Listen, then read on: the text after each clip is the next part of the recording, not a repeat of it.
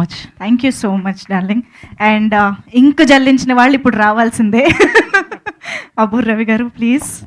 అందరికీ నమస్కారం అండి. ఈ సినిమాకి రాస్తున్నప్పుడు కానీ, నరేష్ గారితో కూర్చున్నప్పుడు కానీ, డిస్కస్ చేస్తున్నప్పుడు కానీ, కిక్ చేస్తున్నప్పుడు వచ్చిన ఒక కిక్ ఉంటుంది కదా, అలాంటి కిక్ ఈ సినిమా డిస్కషన్స్లో రాస్తున్నప్పుడు కానీ, చేస్తున్నప్పుడు కానీ, చూస్తున్నప్పుడు కానీ వచ్చింది. అందరూ నవ్వుకున్నాం. అంటే వస్తున్నప్పుడు వితౌట్ రీ రికార్డింగ్ అక్కడ నవ్వు కనిపిస్తోంది అంటే, with re recording captive audience మధ్యలో ఒక థియేటర్లో నవ్వులు చాలా ఎక్కువ వస్తాయని నా నమ్మకం. సో అంత బాగా వచ్చింది ఎడిటింగ్ చూసినప్పుడు కానీ, అందరం కూర్చొని చూసుకుంటున్నప్పుడు చాలా హ్యాపీగా ఫీల్ అయ్యాం. అండ్ ఈ సినిమాకి ప్రత్యేకంగా ఇద్దరు డెబ్యూ అనుకోవచ్చు. ఒకటి చిలకా ప్రొడక్షన్స్, రెండు మళ్ళీ అంకం. చిలకా ప్రొడక్షన్స్లో రాజీవ్ గారు, మన భరత్ గారు, వీళ్ళిద్దరు ఏంటంటే ఓ రామలక్ష్మణులు, ఓ కృష్ణార్జునులు. మనకు అర్థమయ్యే భాషలో చెప్పాలంటే రాజుగారు, శిరీష్ గారు. రాజుగారు ముందు ఉంటారు, శిరీష్ గారు వెనకాల ఉంటారు కదా, అలా రాజీవ్ గారు ముందు ఉంటారు, భరత్ గారు వెనకాల ఉంటారు.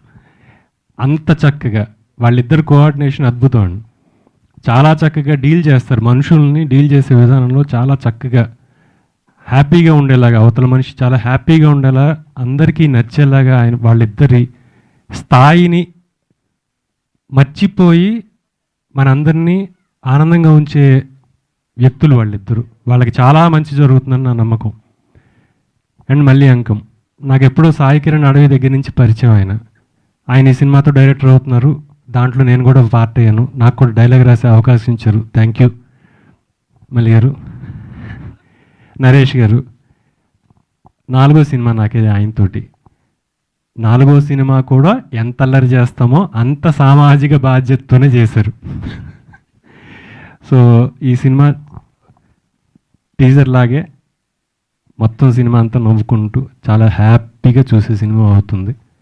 Thank you. Thank you sir, thank you so much. And ఇప్పుడు ఈ చిత్రాన్ని చక్కగా